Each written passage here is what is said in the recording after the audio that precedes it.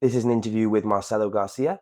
Marcelo is one of the biggest legends in the history of Jiu-Jitsu with four ADCC World Championship titles and five IBJJF World Championship titles as well. He actually stopped competing a little over a decade ago, although he's currently preparing to make his return to competition against Masakazu Imanari in his one championship debut at 170. Hi, Marcelo. I think one of the main things I want to talk about, obviously, is the upcoming match. But I think it'd be nice to have a little sort of refresher on some of the high points of your career in the past as well, because obviously you're a legend in the sport. I think that goes without saying, and you were one of the few people that really, really excelled in gi and no gi at the same time. Did you ever have any sort of preference for whichever one you competed in?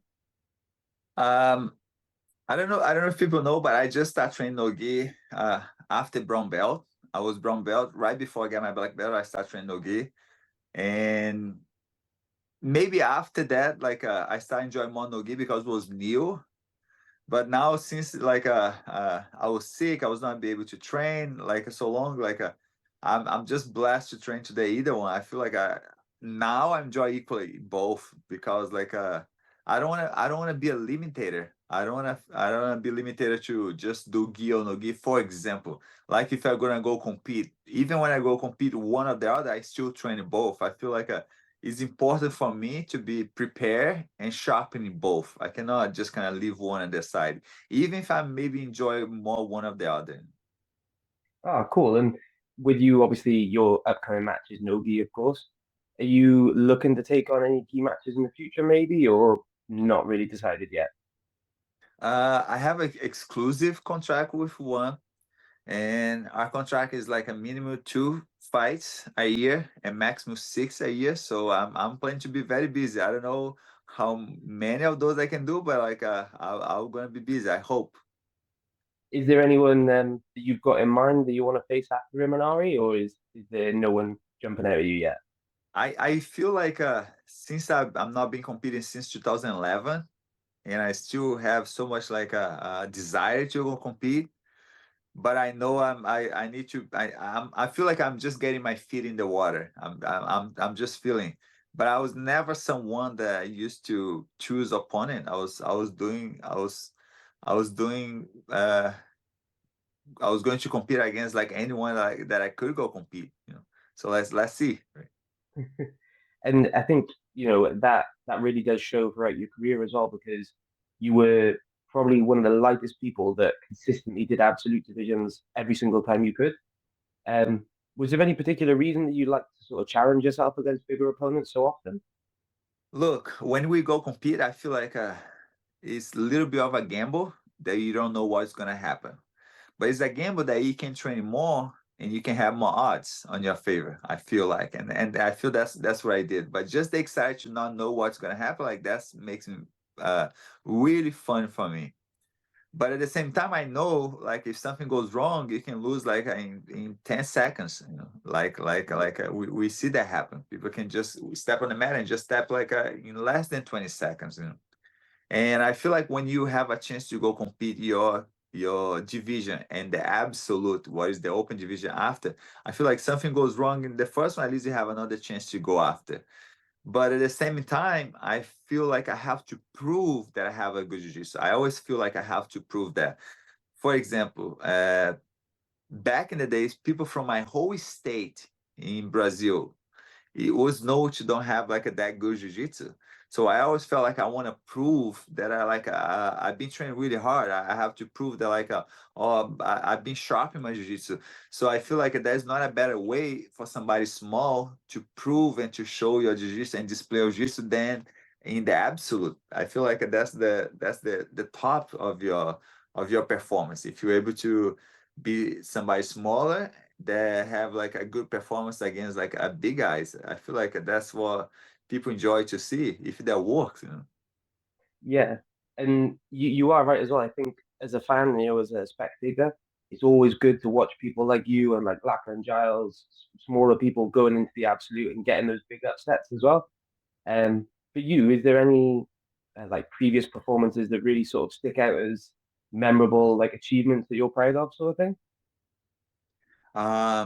I'm not gonna lie. Like every time like I went to the absolute was a big challenge because I know it's gonna be a big ice.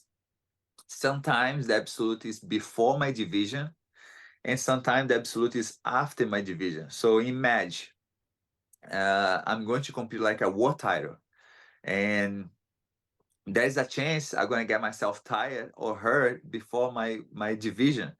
And I always felt like, oh, this is a big challenge, but I feel like I want to do more. I want to have another chance to go there compete against more people, and so I always did. So I have a lot of like a good opponents based on my division in that in the absolute, but one of them probably was Roger. Every time I competed against Roger, I know he's gonna bring like a very good jiu-jitsu, and not only good jiu-jitsu, but I know he's Gracie, so he learned probably the best jiu-jitsu possible, and he's a big guy too. So like I have a lot of those challenges, I believe, you know. Yeah, you've had quite a few matches with Roger as well, and would you say he was like the toughest opponent that you had over those years, or? Yes, I like to. I just remember him as my toughest opponent because I never beat him. I competed against him twice and I lost both of them. But I feel like, especially one of them, I feel like I give a good fight for him. Yeah, definitely. And I think with you coming back to the sport now after quite a long time away, it's been 13 years, I think, 14 probably by the time you face him at Imanari. Was there any particular reason that brought you back now? Um, just like jiu-jitsu today, you have such a better place to show jiu-jitsu today. The platform of competing, the events, they're just huge. Like the show that the one is putting today, to be able to go there and show jiu-jitsu, like that's already enough to make me feel I want to go compete now. But Yeah. imagine I took a time from competition in 2011. 2011, I felt like I wanna spend more time growing my gym. I want to spend more time teaching my students. I felt like I have to admit that I felt like jiu-jitsu was getting easy for me when I was going to the competition. So that was not making me so excited for me. I was getting more happy to see my students going compete and win than myself going compete. So I felt like, oh, if I take the time away from me to go compete, I feel like I can spend more time on my students and my gym. And I did that. And a couple years later, I have my first kids, and it was hard. Was not easy for like a new father to just figure out like how to manage everything. Was not easy. Was not easy like a task for me. And I felt I just want to absorb everything. I want to be like a very present, like a dad. So I've been with my kids all day, every day, like as much as I can, when they're off from school. And I believe I did that. And now they're getting older. They don't need much of my time anymore. And I feel like, okay, now since it's been so long and I still have so much desire to go compete, I never retire. People sometimes they think they put myself out from retire, but I never retire because I always felt like, okay, well, in a couple of years, I feel like I want to compete again. I just feel like that desire again. So I always felt that. And today, to have a chance to my kids see me compete, I feel like I feel I have something to teach them watch me go compete, because I feel like I can behave really well when I win, and I can have a good behavior when I lose too. I feel like it'll be a pleasure for me to let my kids see me competing, and if they can learn something from there, from something that I have learned so much going to the competition, why not? And do your kids train now as well, or? They just started, and I'm so excited. You know, they start to be so involved to jiu-jitsu. Once they involved, like they start enjoy so much jiu-jitsu, and they just started. I have a 9 years old boy named Marcelo and 11 years old daughter named Olivia. So they just started like a month ago. Oh, awesome. So yeah, I mean that is a really cool like experience for them is to just start the sport and then get to see you at the biggest level sort of thing. Um, and obviously with you having this like you said, the exclusive contract with one championship now this year, do you have any other sort of like goals outside of that, like in terms of ADCC or anything like that, or are you focusing on one at the moment? I like to go one thing at a time, but even I have exclusive contract with one. I believe like I'm available to compete those IBJJF tournaments, ADCC, and maybe CJI if it doesn't have any conflict with the dates.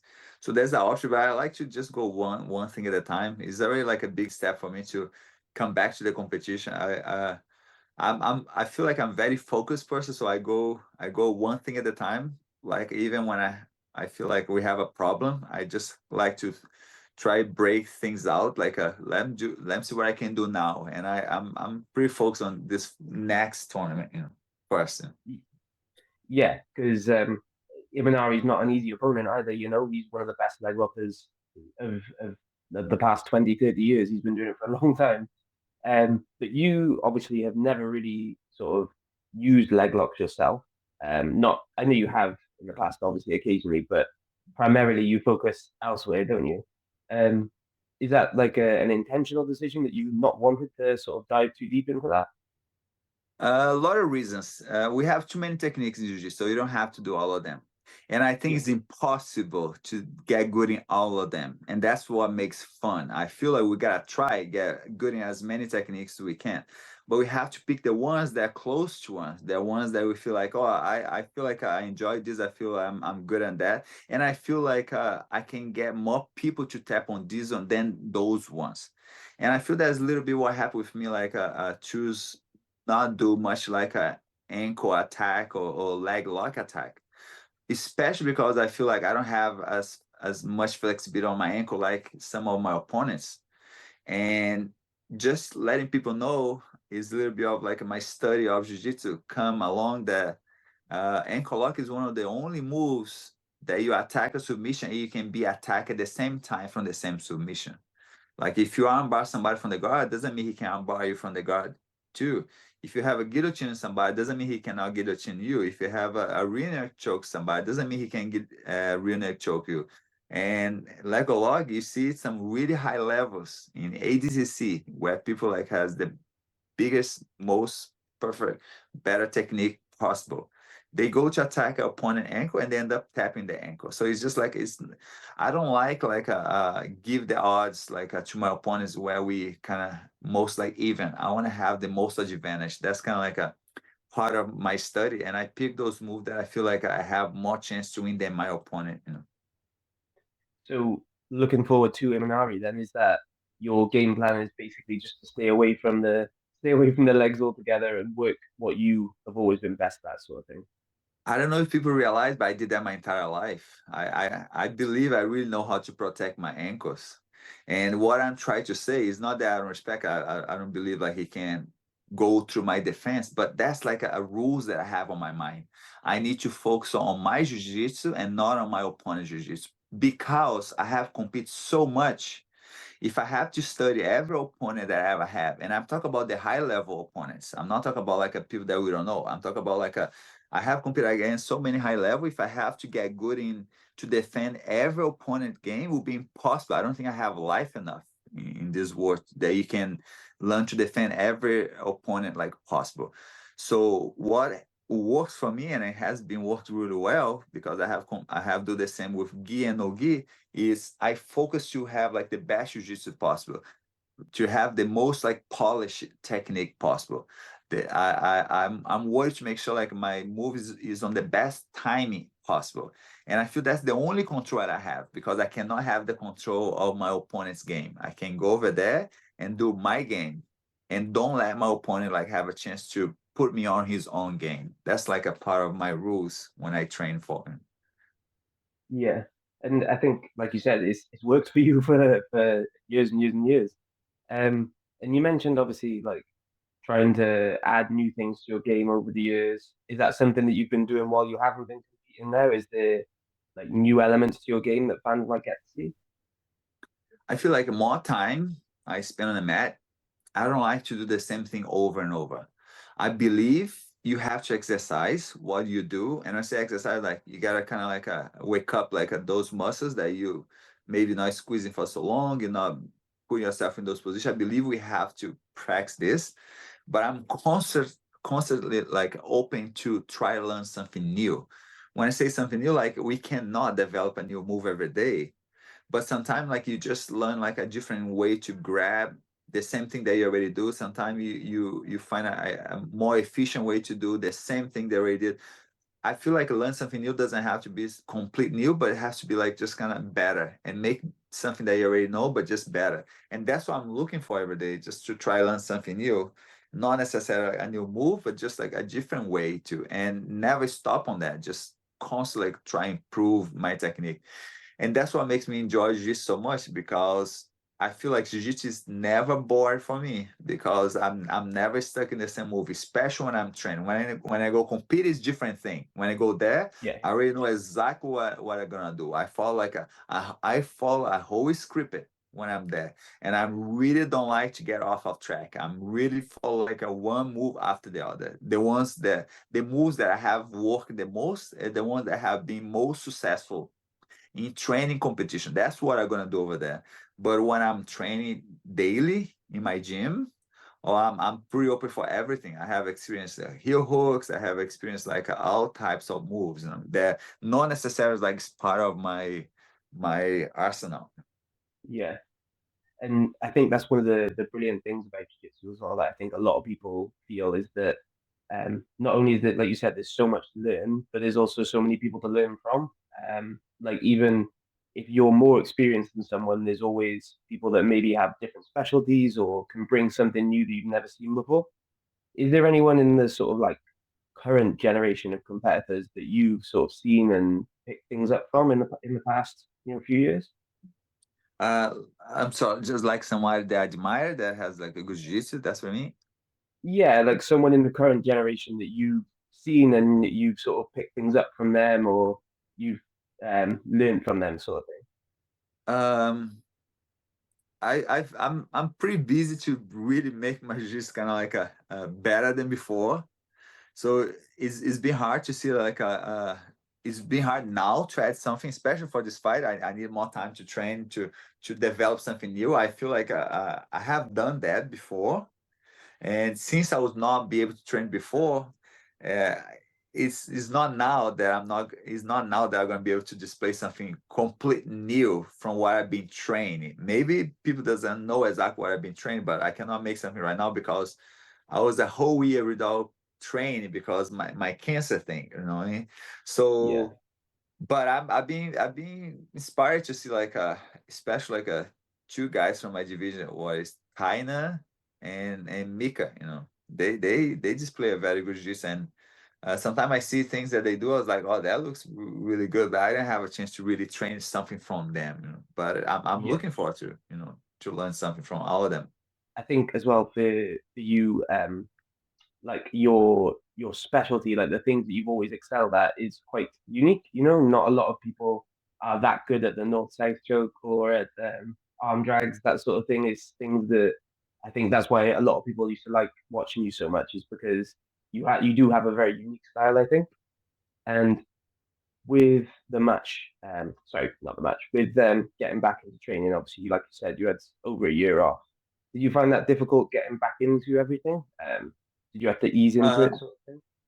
the funny thing like is it's been very natural. It's been like a amazing natural for me. Like, and even after the cancer, a lot of people ask me about that, and it's unbelievable how I mostly feel. I mostly feel. I'm not saying nothing has changed, but a lot of things have changed, like my life, especially my body. But I mostly feel like I'm just out of shape because I was a year without training. That's what I felt when I got back trained, and and also like it's hard for me to get in shape if I don't have any challenge. When I say challenge, like if I don't know somebody's training to beat me. So that's Mhm. how it's been the last like almost 14 years. I never have been trained with that desire. Okay, I need to get in shape because somebody's trying to beat me. Somebody's trained to beat me, and now I have that motivation. So probably I just got what I was missing to, but feels pretty natural to be able to go back train, and I just can't wait to do this as long as I can. And you mentioned like developing your sort of academy and becoming a coach, and obviously in the years since you stepped away from the sport a little bit, you've had quite a lot of high level competitors rising up underneath you. Um, you've moved to Hawaii as well, haven't you, to open your academy there? Can you talk a little bit about that? How was that experience setting up a new gym in a completely new place? Look, I feel like we never have to limit our success, how far we should go, and I don't think we should allow to people limit ourselves too. I feel like the future is always a surprise. We never know how far we can go. We just need people to help us to go that far, and I feel like I was successful with that. So I have to thank God, like to give him the chance for that because there's a that year that I mentioned to you that I took a time from the competition. I feel maybe I was one of the only gyms that was able to have the absolute champion male black belt and the absolute champion female black belt training under the same gym. Okay, that was Bernardo and Dominica. They won the same year the absolute world champion. So I feel like I did that. I was able to take my time and help my students to get the most of they could get. And I was always focused on that to teach and go compete at the same time. That time that I took off the competition, I was able to just go 100%, just focus on my students. But now that I'm living in Hawaii and I just opened my new gym over here because I'm still have my gym in New York. My gym in Manhattan is still going strong. I feel like a Manhattan gym is always gonna be like the headquarters because that's the gym, that's the biggest, and that's the one that I spend the longest over there. But now I have a Yeah. gym over here just opened like a month ago, and I feel very excited to just put all that time that I have put on my other gym before. So I feel like I still want to do a lot. That's kind of the feeling that I have right now. Yeah. Yeah, and I think it's such early days as well for the Hawaii gym. Like you said, it's been a month, and it's going to take a. It always takes quite a while to build the gym up and build students up through the color belt ranks and stuff like that. But yeah, no, it's exciting times to see that there's going to be a new generation of Marcelo students rising up. And how is the first sort of month gone so far? How have you found it? Look, I'm surprised I already have some good train there. What helps me so much. Um, People doesn't know, but I always have trained with my students. I never really got out of my gym to do like a camp. I don't think nobody's able to tell that, oh, Marcelo came to do a camp over here. If I have done was one or two train to visit my friends, my coach. But I always felt like I want to be in my gym because those are the students that are also gonna go compete too. So if I'm the head coach, I gotta be there training with them. So I feel like I did that, and that's what I'm doing right now. I feel like I already have a good amount of students to train myself. What's gonna be very handy for this next fight. But I can't wait because I feel like we can help the jiu-jitsu also here in Hawaii to get better and better. I feel like I feel there should be more names over here coming out from Hawaii because they have such a fight culture over here, and we don't have that many people going compete jiu-jitsu. I feel I can help with that because I have a lot of passion for this, a lot of love to do this, and I'm very patient too. Like you just mentioned, we just started, so I know how long it takes. I know how much energy you gotta put. I just need to be patient. Yeah, and it is a good point as well. Hawaii has got a very strong sort of like warrior culture, and there isn't a whole lot of jiu-jitsu gyms there. I mean, there's been obviously some amazing people have come out of there, like even including ASB Japan, but the the state isn't maybe as packed full of gyms as like New York or New Jersey or anything like that. Um, that's pretty much everything I really wanted to sort of go through with you, though. But is there anything that you want to say before we go, Marcelo, or anyone that you want to sort of give thanks to? Oh, I just wish people understand. I wanna. I'm most like shy person. I feel like I'm more on the shy side. But when you talk about something that I love so much about jiu-jitsu, I can speak about this all day. And I feel like one of those reasons that I'm going back to compete because I feel I have something to add. And I feel like I can help and continue to try and make the sports better. And I feel like I wanna show to people that you still can go compete, you still can go there and fight for your goals, fight really hard. You want to go there and win, but it still can be like nice after that. You don't have to be like a mean or just like not a you have to be nice. Doesn't matter if you win or lose. You know, I feel like you need to respect, and I feel like I can do that, and that's something that like I feel uh I I I feel like people is going away from that today, and like those one of those reasons why I'm going to compete right now. Beside, I enjoy so much. Beside, I want to my kids see me compete. I feel I still have a lot to add to the sports. Like for example, like to see how big is the events today, guys. I've been spending so much time going to all these events, growing up, and to see how big is now. I just want to be part of that. And why not have like a big stage to be able to just like do all those things that I mentioned to you that I want to do. I just hope people enjoy, because one thing that I know for sure and I can guarantee that I always did, if I'm going to compete, guys, is because I'm going to go there and I'm going to give everything I have. You know, I never know Yeah. if it's going to be enough. I never promised that I'm gonna win. I never did that in my life, even when I was 20, competed like all day. But I know I'm gonna go there and I'm gonna give everything, and it's not gonna be easy for anyone. And I just appreciate like all the love and support, and I hope people will have fun watching me compete again. I know I definitely will. Well, thank you very much for taking the time to speak to me as well, and I hope you have a nice evening. Okay. Oh, thanks so much. Thank you for waiting. It was a pleasure. Eh? No problem. Thank you very much for your time. Thank you. Thank you. Cheers.